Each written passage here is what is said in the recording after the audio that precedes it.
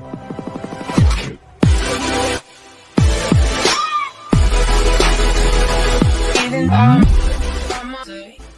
what's going on, everybody? Lucky here with Big League Sports Cards. So, get a PSA submission going out. First one since December 2019. So this is actually going to be a quarterly special, which is I just knocked the background back here a little bit. Which is I just happened to look on the PSA website.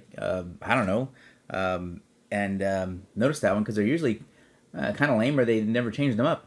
I noticed they had the 80s for 888. 25 card minimum. So I'm like, well, that sounds like something I will be able to do given the current price structure of what's going on there. So I may do a video of how I'm going to submit cards to which companies and what years and stuff like that, just from a price point perspective, which I think, you know, depending if you have a kind of a wide variety in your collection, or shop owners or card owners, you know, that have that wide variety, might be able to take advantage of. But anyway, so this is it. Obviously, I had a ton of 80s stuff, but sometimes I just didn't want to submit it with regular orders. You know, and it seems like the 80s cards always got pushed out. One, it's completely high risk, high reward, right? They're tough to grade given that the 80s cards weren't necessarily built around quality control, meaning they would just print cards, right? Because it was the quote, the junk wax era. So you got many cards were off-centered badly, top to bottom, right to left. That was obviously the big issues. Or printing backgrounds were different. The inks were way off. You get some that were super light, some were super dark. But anyway, so those always tend to get pushed off. But I figured with this, where you can only have group from the 80s, it should make it a little bit easier. And actually, it was pretty tough. I went through everything 80s-wise. So this was between these two. It was this stack plus this stack. And I went and I picked 27 cards out. A couple, three were actually going to be sent no matter what. Everything else, I was looking for the highest potential grade. So, like I said, some of the 80 sets are really tough to get a 9 or above quality high grade. So we went with these. So we'll start off. Enough talking, right? So this actually has some sentimental and gosh, what's the best way to put it? Well, anyway, I'll just kind of tell you why. So this card is actually a little bit off-centered left to right. Just a tad, but the color is very good. The corners are very good. This is the first card that I ever bought on its own. Meaning, I actually bought this card in 1987. So I was a kid. But I did my research, called around, visited the stores, looked at, actually had to have my mom take me. I couldn't drive. I was that young. Looked at a couple different stores, and I actually bought this at it was a jewelry store. They had jewelry and gold. And he had a couple of 4 or 5 cards, and this is one of them. So I bought this card. It's an 84 Mattingly Donruss. Like I said, a little off center left to right, but this is going to stay with the PC, right? Because this is way before Big League was ever being thought of. I bought this card, like I said, in 1987, the first card I ever bought on its own. So a lot of sentimental value and just personal value to me. So this will stay in the PC, no matter what the grade is. I figure let's get it in the holder, keep it safe, and there we go. So that's the 84 Donnie Baseball. Got this 81 Expos Futures. This has got Tim Raines, Ramos, and Bobby Pate. I'm not sure how you say it. Like I said, it's you know, 3 players. Not always a big fan, but this card actually looks really, really nice.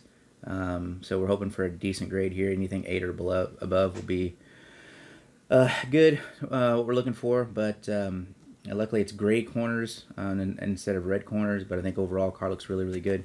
Here's an 86 Topps Traded Will Clarks. This is a rookie. Very tough, difficult set. I think we got a little bit of chipping there on the left-hand corner. That's it. So hopefully we're getting a 9 or above on this one. I actually did get a 10, a PSA 10 on this one, probably about, gosh, almost a year ago. Was the first one we got. So this was the second best card, but I figured let's get it off.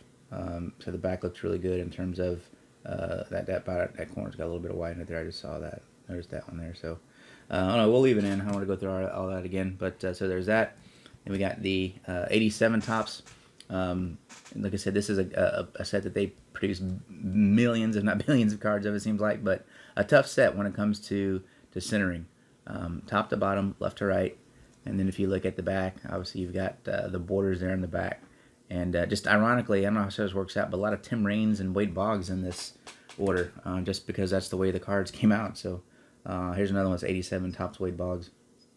And like I said, in a 10, these older junk wax sets are pretty darn desirable. There is a strong market for them if they grade out.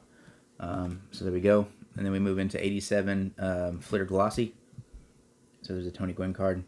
These look really nice. That corner may have a touch of white. Looks like it may be coming up a little bit, but sometimes it just looks that way. But as far as the back goes, you can see it looks pretty. These are really nice. So 87 Flitter Glossy. Same set, another Boggs. Same thing there. This one actually looks a little bit better. Really nice corners, edges. I got it in the sleeve, so you may not. There you go. You can see the gloss there versus your regular 87 card. So this is what the glossy looks like. You get that really shiny finish. Same thing, the back, touch of a white up there. We'll see how it comes out. And then same set.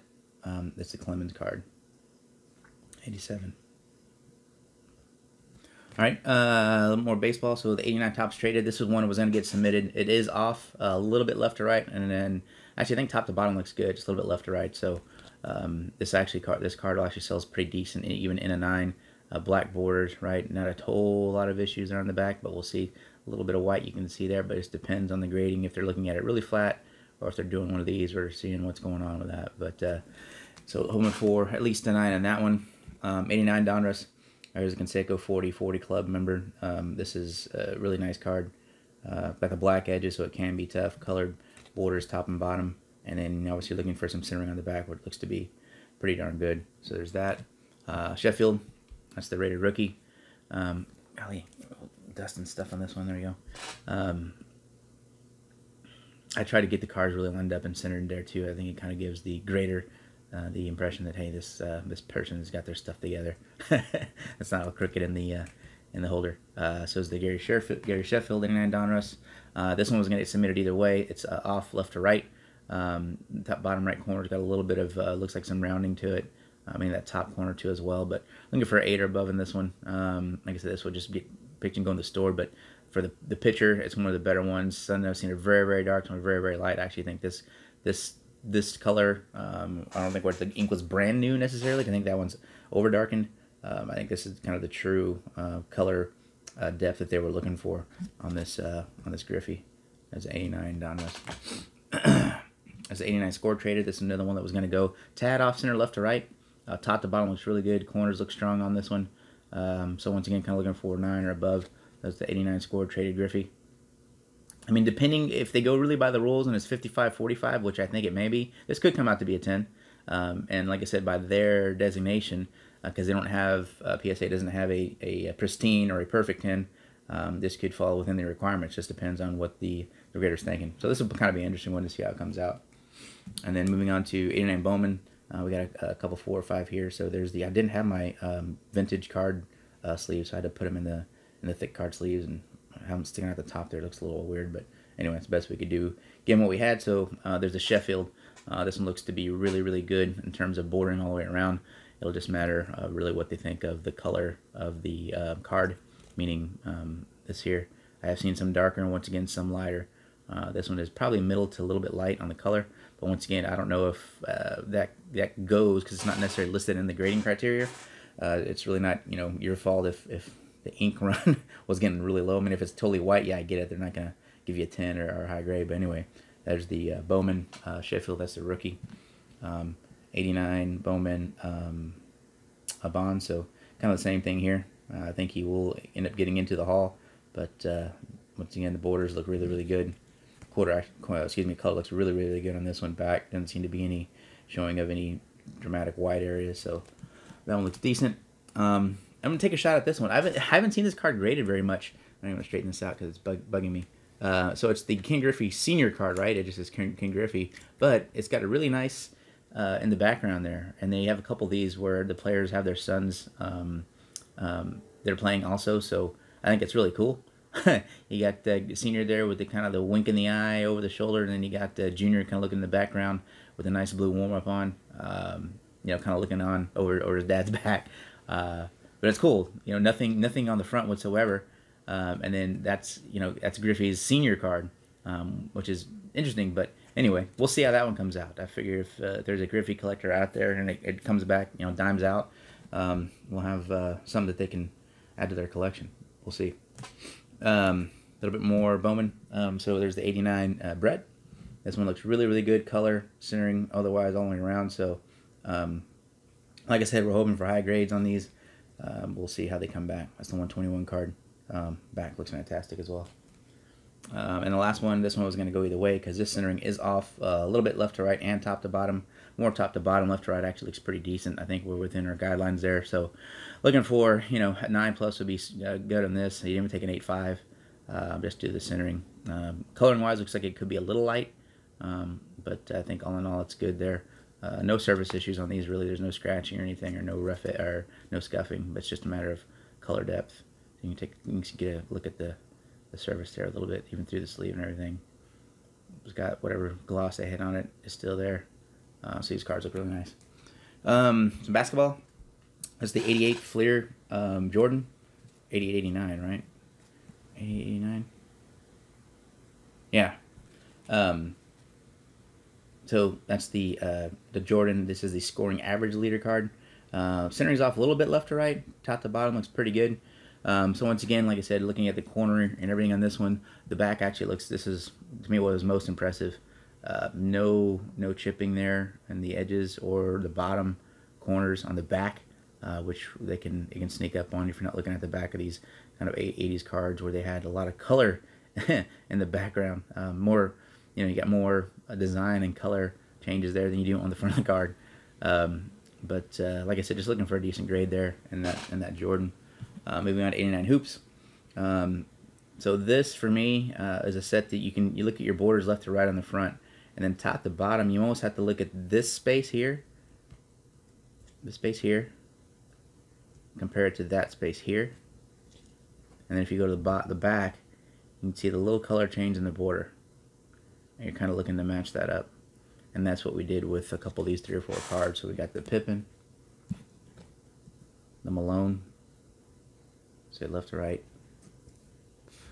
and then that top to bottom there, you can't turn it sideways too to kind of, then it helps the eye to look at, compare those. It's a little bit tough because the color change is so vague, and that cream to that white. And then the Drexler, same deal, looking at that left to right there, and that top line compared to the bottom border, and then the back. Ewing.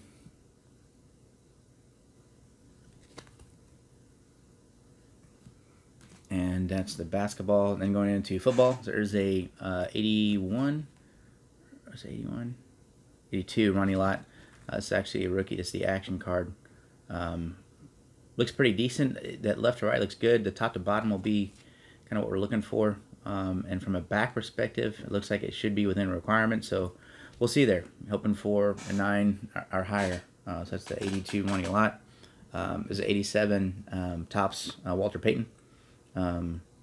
Maybe a tad bit bigger on the right there, but I think we're within limitations. But once again, we're just looking for a 9+ or higher. Once again, it's a sweetness card there.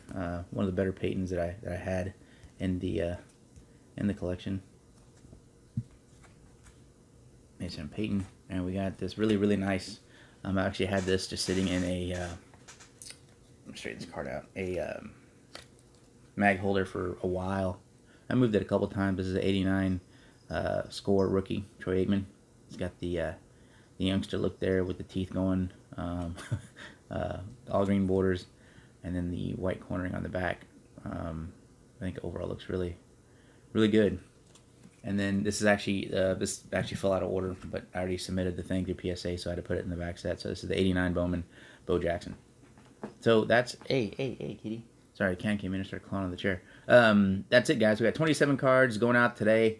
I don't know what the turnaround time is for the quarterly specials, but we'll see. Hopefully get it back within 3 months, but I do not know. So let me know what you think about that, but it'll be interesting to see. For that type of submission, you get a 25% hit rate, meaning 25% you get a quarter of the cards, come back 10. You're doing really good.